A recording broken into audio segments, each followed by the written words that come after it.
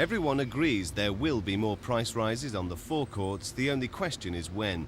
3 weeks ago, the average price of 4-star was just over £2 a gallon. Today, the price has climbed to £2.17. And remember, that's just the average figure.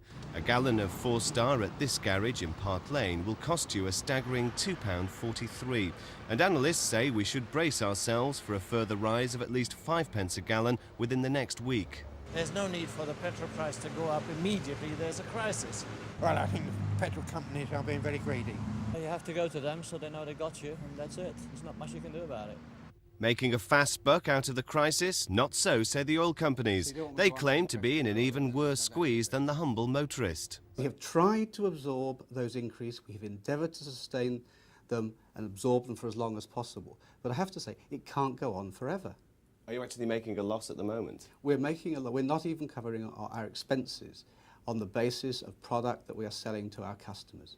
That seems to suggest then obviously there will be more price rises. I think it's inevitable. It's regrettable, but it's inevitable.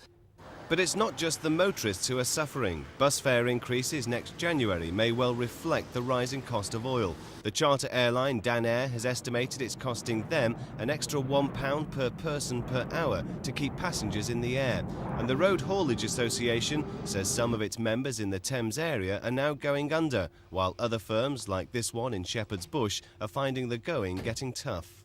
There's a very, very tight margin anyway, and costs going up, diesel costs, which is apart from wages, is one of our biggest costs. We really can't live with it so long. We'll obviously be looking to pass the cost on. And when the hauliers are affected, that means we're all affected, paying higher prices for the goods which they transport and which we buy.